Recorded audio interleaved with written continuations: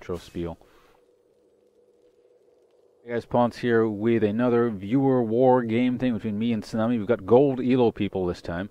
I'm just going to reorganize this. If you're wondering what this is, it's something halfway between coaching and shoutcasting. So I'm just going to be more so talking about what people are doing, and you know, if there's a slight misplay, I'll comment on that, and maybe some things about builds here and there, and in general how things are flowing and progressing across the map. So yeah, it's going to be more so from the perspective of my team, blue team here. So yeah, I'm going to move these things in the appropriate slot. You go there, you go there. We have a Jarvan top lane, so this guy better do well because he's playing my champion in my role. If he screws this up, now he's just like banned from my stream forever. So yeah, I'll move you down here. Whoops. Kale, where is Kale going? Kale is the support. Okay. And the AD carries go here. Perfect. Very standard build so far. It looks like nothing too weird. So not a lot to say on that. We're going to do the manual camera since I like moving it around manually. It means I'm going to miss kills and stuff a lot, probably. But that's the thing. Like, I don't mind sort of incidental kills happening, somewhere on the other side of the map. If it's at the expense, or rather, like, I don't want it to be at the expense of talking about something a bit more important in terms of gameplay mechanics that people can sort of look at and improve on. Like, if it's just a very silly fight top lane, and you're not going to learn anything from seeing, some guy outright click the other guy, it's not too important. I more so want to talk about things like, oh, the AD carry should have been more aggressive here because he had vision right here, meaning no one could have ganked him, and he has a big lead. He should have gone for it. That's kind of the idea of what I want to talk about here. I don't know if this is how you're supposed to do these viewer sub wars thing, but really I don't care how other people do it, so I'm going to do it my way. Alright, so again, not a lot to talk about in the early game. I mean, people are just going to do their thing. Did he get a gold card off there? Or, that looked like a gold card to me. It might have been a blue card. Jarvan aggressively pushing in. I'm going to watch top lane for the time being, because like I said, I want to see what Jarvan is doing. Jarvan missed his Q. See, now he can't. No, he still needs to get his passive off there. See, he would have had a massive life lead if he'd gotten his Q off and then followed it up with his passive, but he just needs an extra auto attack there. He should have held off on using his Q a bit longer. He walked right up to the guy and Q'd him. That would have mean automatic auto attack, pretty much. Wait, misplay. There we go. Good job. He's going to be safe. Yeah, so he did the level 2. He's learning. He learned well. He's watched my stream. Go all in aggressive at level 2. Kill the guy. What are your summoners anyway? You have Ignite. Yeah, you used Ignite there. So you need to really abuse that. He's learned well from the Pawnce school of thought. That is a bit crazy aggressive there. That was very dangerous by the Zyra. She could have potentially died there.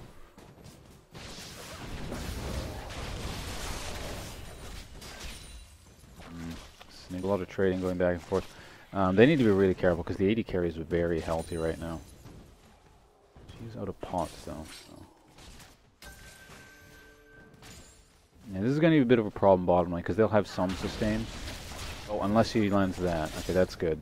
That helped a lot there. The fact that she landed that binding. If that hadn't happened, this lane would be in trouble. Mid lane, CS is pretty even. You don't have your card? Oh, you must have wasted your gold card on something. Oh, heal. Did you actually take heal? He did. He's got heal flash. And a bit too aggressive there, but at least Pantheon picked the kill up. There we go. And that's not really worth it, but it's okay. That's going to be nice. Unfortunately, Sivir isn't in position to, I think if she had been standing up a bit more aggressive when she could have got the kill there. But I can see why she was hanging back. So, like, there was no guarantee something would land there. And if nothing had landed, she'd been standing too far up close, she might have died herself. It's okay. Comes the Jarvan.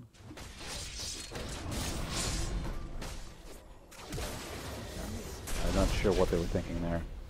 Jarvan will murder your ass if you don't respect him. Ooh, so close, so close.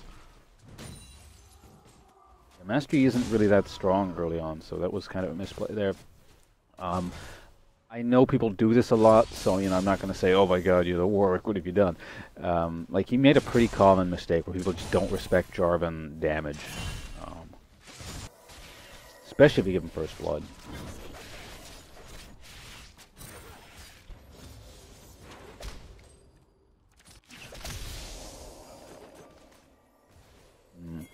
Not a lot going on here otherwise.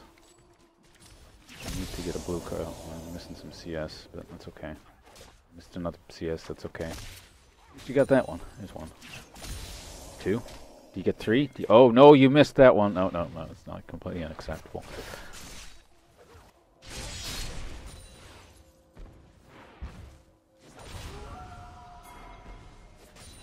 Do you wanna interrupt him?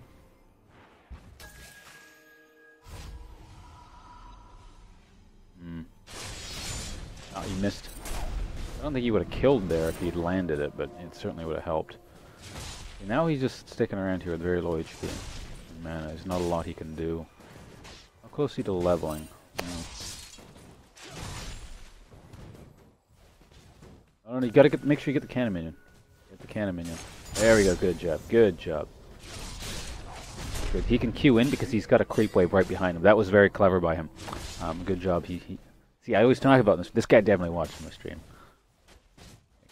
You clear the. I always talk about this. Where you clear the wave with your EQ combo, and the guy's standing there aggressively in front of a big wave like that, thinking, "Oh, I still have a few creeps. You know, they'll tank it for me." Ooh, this is going to be really close. That's too bad. If you had your ult, you would have killed him.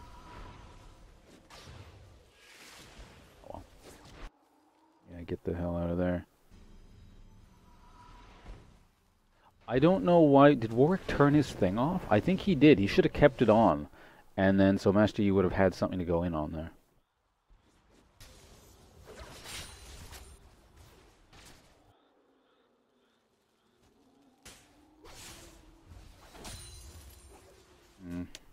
I've been looking top lane almost exclusively at the expense of other things. But again, really nothing has happened. Bottom lane has been going the same way it's been going since the beginning. Hey, missed some CS. Mid lane is, yeah, just kind of a stalemate. Aside from that one gank early. The gank plus the counter gank. He's missed a cannon minion to go get blue. He should have at least grabbed the cannon minion before leaving. That's not good. Well, I think I was going to grab that. Gonna grab the blue. I don't know. That should be respawning soon, I suppose.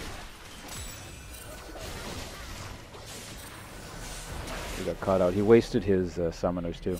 Like when Master Yi was coming in like that and he had an ult on him, it's guaranteed he's gonna die in it. He just saved his summoner spells. That's a skill end to itself. It's like when to use your summoners and stuff like that. That's a big creep wave. That's not a good idea to fight him in there. You gotta actually burn the creep wave down a little bit. You need to be really careful now. Oh, you missed your Q. You needed to land that Q to basically be safe in this lane. Now this is kind of dangerous. Oh, you didn't want to do that. I think he was just trying to CS with that. It's stabilizing a bit though. Do you have any pots on you? No, you don't. How are you building? You guys are building. So the good thing about this build, what he's doing right now, is I can build either into a pickaxe, or not a pickaxe, a Tiamat, or a Last Whisper, depending on how he's building. It doesn't look like Warwick is, like, it's hard to tell what he's doing right now though, so you can just kind of sit on that for a while. Good damage against you, and you're low on mana, so it looks like actually for the time being, bottom lane is going to be in a pretty good place. She does have lifesteal, but they need to take advantage of this. They're in a very good spot right now. They haven't been most of the game. You know, if they could stand out a bit more aggressively, they could do something nice right now, I think. Maybe zone them out or something. There's a kill top. I believe that was a Pantheon ult. Standard stuff going on there. There's a gold card. Oh, he actually landed both of them. He just jumped into the side card. That's kind of entertaining. That ult missed anyway, and then he flashed, I think. So that was another, like, kind of messed up ability. He didn't mess that up, but... There we go. Good job. Yeah, if he like, he got the kill anyway, but if he held on to his cards, because, you know, he saw him ult first. So that should have been a... but... I'm sure he knows it too. Like, he said, oh damn, I should have held on to my ability. It's okay, you got the kill in the end. Anyway, how is the CS difference? You are winning CS top lane. Master Yi is out farming that guy, but that's sort of given, I suppose. The other lanes are losing in terms of farm, but they get a dragon, so... It's a decent gold lead for early. It's not the biggest thing in the world. Like, it's not gonna dictate, you know, if a team fight breaks out 100% what's gonna happen, but it's nice. Now, if we look at scaling in terms of the team, that's where the team comp gets a bit scary. Overall, Tsunami's team will scale better into the very late game. Just in terms of raw team fight potential. Our team has a lot of weird pick potential and, like, especially mid-game spike. Jarvan, especially if he's snowballing like he is going to be really, really strong mid-game. Pantheon is always just Pantheon. He capitalizes on sort of disorganization and ulting on people and stuff like that. Same with TF. So, but the thing is, compared to their counterparts, they're going to be slightly lacking. That's a kill, yeah. Warwick, he doesn't seem to quite understand, like, the Jarvan damage output potential. He's like, I'm Warwick, I can sit here and farm and be safe. But you really can't. Like, this guy is probably using the same runes and masters that I use. And yeah, Warwick is not building tank at all, so he made the correct choice in going the Tiamat route. Here is... you're dead anyway, so yeah, just farm it out.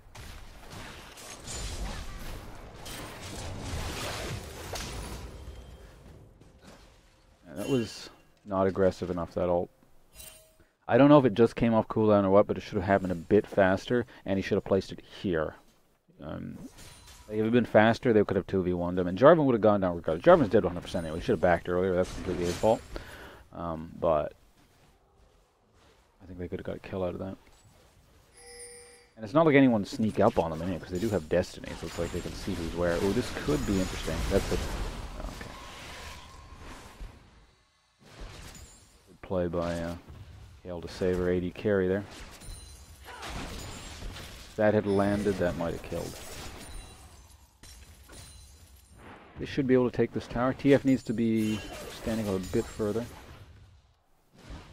I mean, they know Fizz's ult is down. They could have, yeah, forced that tower down. Or forced, like, a weird fight on their part. I think they would have been fine. So long as TF was careful with his card. So long as he has gold card ready and good to go, they could have disengaged anything. So.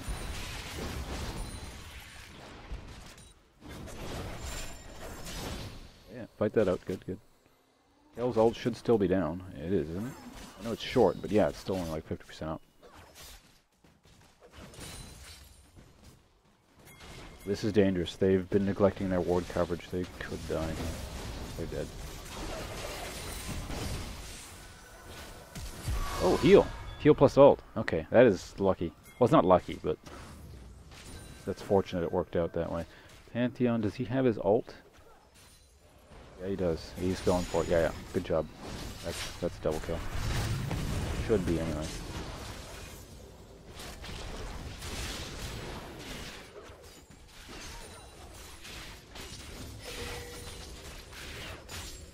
Yeah, Master Yi probably should have stuck around bottom since it was so low. Like, that's the other thing you also have to consider. Typically when you gank someone, you're also inviting the possibility of a counter gank. Like, it's human nature. People react that way if they're even vaguely in the area. Something slightly advanced to consider, I suppose.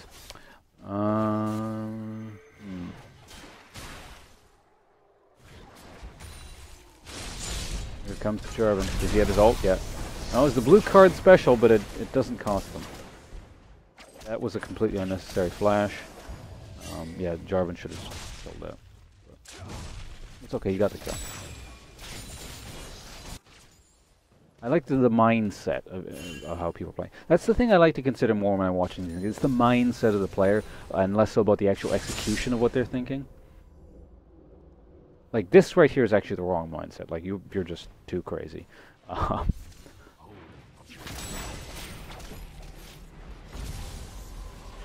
that was a misuse of an ult. He was safe regardless. Jarvan did not have his ult. They knew that. Or they should have known that anyway.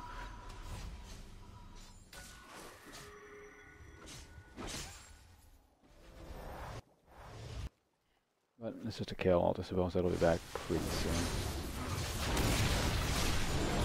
Well, I'm not sure what that was about. I think it was the AD carry getting a bit too reckless. Pantheon, I think it's going to get 1 kill out of it. Yeah, they have a lead, but they can't... Oh, your ult is out, you're dead. Yeah, our team's getting a bit reckless here. Like, an AD carry should never be standing up like that on their own when, you know people are hovering about. You're just asking to get caught. Like, what purpose... every time you stand somewhere in the map, you have to ask yourself, what purpose does this serve? Do the risks outweigh the benefits? In that instance, it most certainly did not. And the benefits were, what? I got farmed slightly faster than I would have otherwise if I had been standing back here.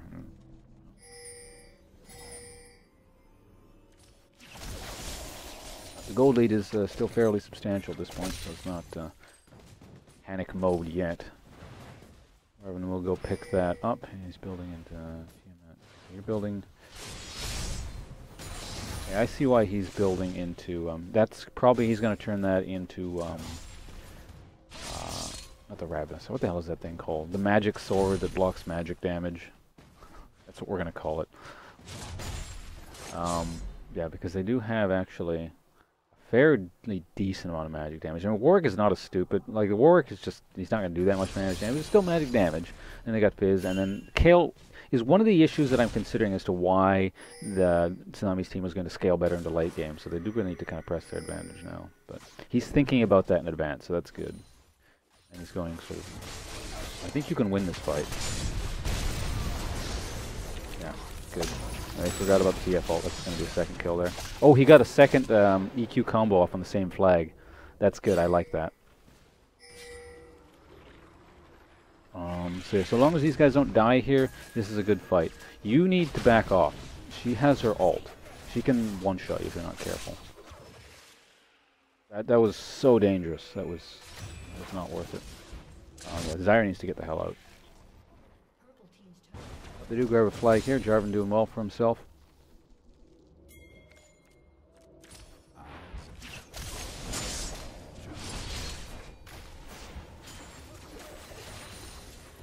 Alright, I'm backing off.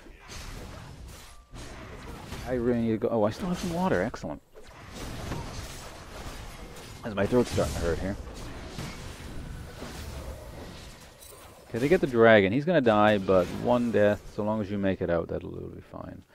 TF is in the area for backup. Don't engage. Yep, back out. I know you want your friend to live, but not worth your life. Okay. How's everyone else building? Everything else looking pretty standard. Rellenomicon is a bit unusual, I think. I mean, it's not like... They do have healing on their team. It's not completely bizarre, but... First item, Rellenomicon? Yeah, I don't really know what he was thinking with that one. I don't know, maybe that's what TFs do. Maybe it's the style now. You young kids, I don't know what you do anymore. I'm an old guy. Okay, there we go. He turns it into Zanya's. Okay, that's... pretty standard stuff. Let's look at Tsunami's team. Nothing really too weird, I guess. Yeah, it's all very generic items for the most part. Jarvan is playing a dangerous game there, but he does have his EQ combo. That's the thing I like about Jarvan, is that he allows you to play very aggressive and like sort of overly risky a lot, and you rarely get punished for it just because you know, oh, someone here, EQ combo out.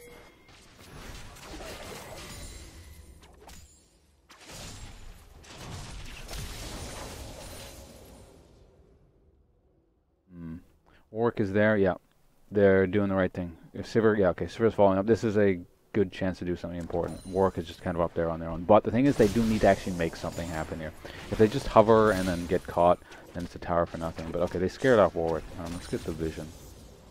Proper again. Okay, Warwick is recalling. He's pushed away. Yeah, he's scared something's going to happen here. Now, if he's really confident in his team, what he could have done was, yeah, just stayed top. But I guess he's scared. Oh, this is caught. Yeah, that's not good. Good target prioritization by Jarvan. Like, he EQ'd onto this, saw this wasn't a viable target anymore, and then went. Oh, you got juked out. So yeah, he started off doing something really clever, and then something slightly less clever. So overall, 1 for 2, and the tower is still not down though. So that could have gone a lot better. Slightly disorganized fight. If Jarvan had just sort of taken his early kill and then backed right off and collapsed in on the rest of his team while everyone was zoned out like that, I think they could have picked up a few more kills and everyone would have been slightly more healthy. That's okay. A little bit more water here.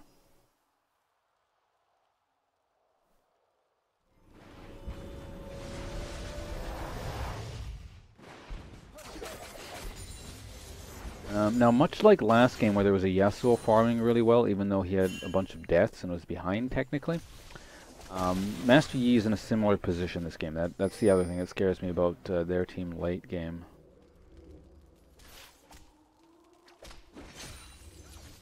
Like, I'm personally a bigger fan of Sivir than Caitlyn late game, but they're more or less even. In fact, Caitlyn's actually behind. I mean, Sivir is... Or rather, let me reiterate my point here. Like, I don't think the fact that I'm not even going to say Sivir is better than Caitlyn late game, but it's my personal preference in terms of what's going to work better late game. And yeah, I don't think he's better enough to counteract the fact that they have a Master Yi and a Kayle. We'll see.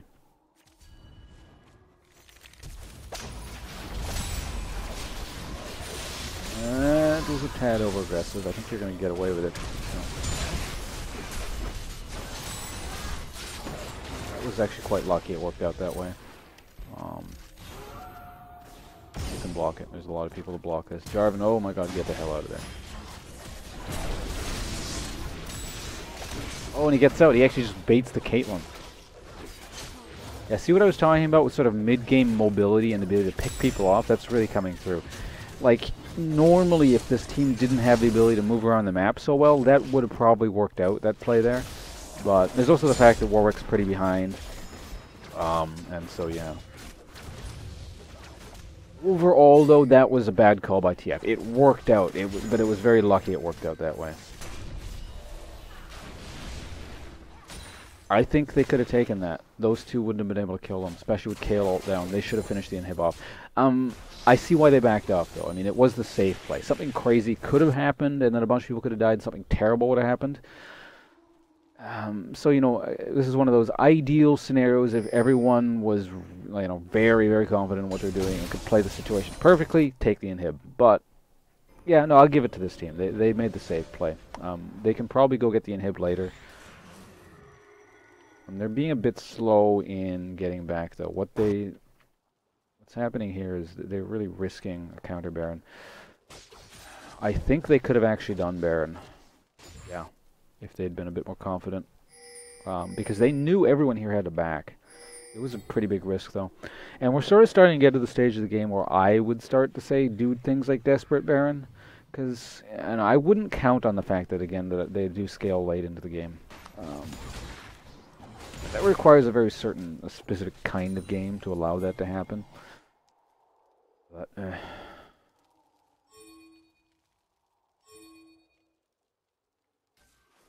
so I'm pinging towards Dragon. Master Yi is up there. No one has any teleports or anything. Sivir needs to get with their team really fast. Like, their window of opportunity to do this for free is closing quite quickly. Yeah, once you hover around something this long, you know for a fact it's no longer going to be completely free. Okay. But lucky for them, these guys just completely back off. It looks like, I think what's happening is they're looking at the score and just saying, yeah, okay, we can't fight this. Just give them the dragon. Which, you know, not a terrible idea, but Caitlyn is hovering somewhere she shouldn't be. If that was warded, she'd be dead right now. Like, that's what all it would have taken.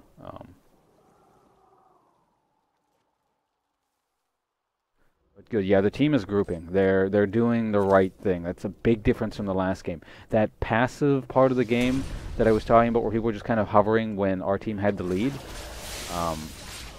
isn't really happening in this game. Like, there's less split pushing. It's like people are understanding the concept of grouping quite well here. So this is quite refreshing to watch. Maybe they're listening to the last. Well, they're probably listening to the last game. I'm not saying that's why they're doing it, but it certainly helps when points it out. It's not a free game though by any stretch of the imagination. The enemy team fight is quite strong. Like, all it takes is a really unfortunate fizz ult. This is a really risky Baron play. It's gonna work out for them, it looks like, because these guys are being slow, but they're risking something very big here. That's good there. That was lucky.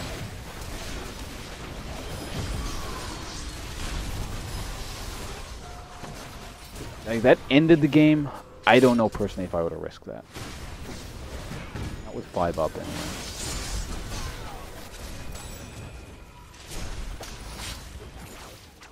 I think that was a blue card special there. That's okay though. And the flash. Oh, he got the speed. That's not going to end the game there, but that kind of breaks it wide open. At this point, basically, our team has to screw up catastrophically to lose. Personally, I would, yeah. This is really risky how they're hovering around. If the enemy team comes back with home guards, they could be in trouble, but they're fine. Pantheon is all the way down here. Yeah, they need to watch for that. They need to get out.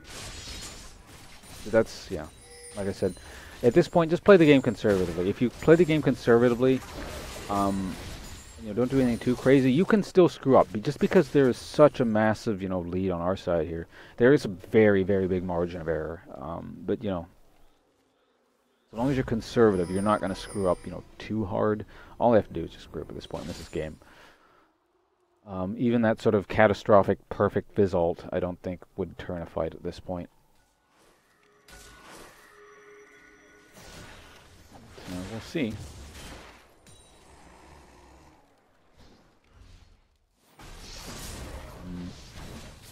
Actually, quite interesting how much farm Master Yi has. Master Yi has the most farm on the team. Eating up a lot of the lane farm. It's not necessarily a bad thing. I mean, I'm not sure if that's coming at the expense of his lanes or he's picking stuff up, you know, that would have been lost anyway. It's hard to say because I haven't been, like I'm saying, everything is tinged by the fact that I've been only paying attention to our team. I don't really know what it's doing, what Tsunami's team is doing too much. So it's hard for me to comment on that too extensively.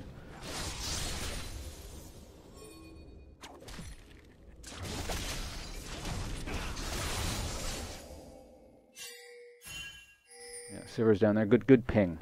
Whoever pinged, be careful. Sivir's down there. That's a good eye on that.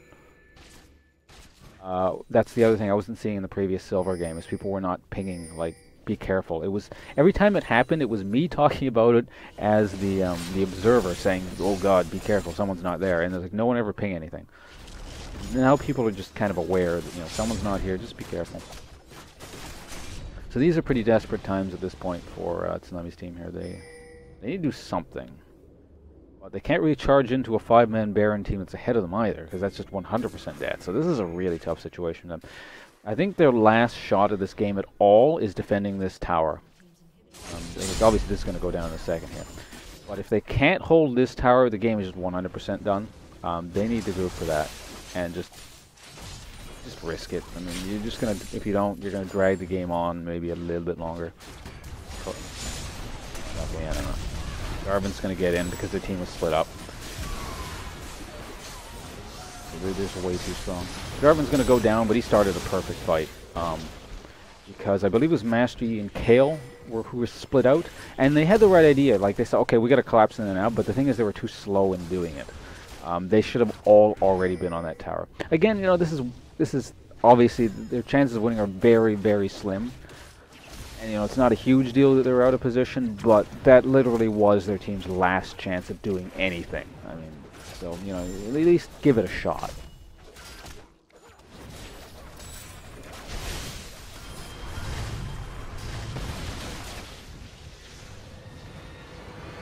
Alright, so, yeah. Not a lot to say about this game. It largely panned out how I was ideally saying this should work out. The mid-game power spike of this team, the mobility, the ability to pick people off, is just... It actually... Their team comp did synergize fairly well. This kind of, yeah, just got a ability to run over the map and champions that spike mid-game. It's just, it deals with chaos and sort of things that resemble solo queue and things that resemble solo queue's chaos quite well. Yeah.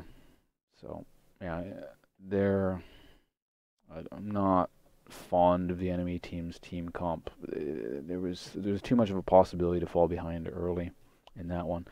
But, yeah, I don't really have too much to say about it, other than what I've already said. I think Tsunami has a slightly different style of explaining what happens on his stream. So he usually has a big lecture afterwards, but I think I'm kind of going to just let it sit as it is, since I kind of said everything I want to say, you know, during the game. Yeah, and Jarvan, his playstyle very much resembles mine. What he was doing there. So I did appreciate what he was doing. There's a few team fights that were a bit, you know, kind of okay. But, you know, even I make mistakes like that sometimes. So damage taken. Pantheon was actually took a lot of damage. And he got a lot of kills, too. He wasn't even really that tanky. He just took a lot of damage, didn't die. That's quite interesting. All right. But, yeah, that's it from me for this game here. Thanks for watching, guys. And this has been viewer wars between Tsunami and Pawnce Gold Edition. I'm probably going to move on to like unranked or something next, but we'll talk about me and Tsunami will talk about it, decide what happens. See you guys around.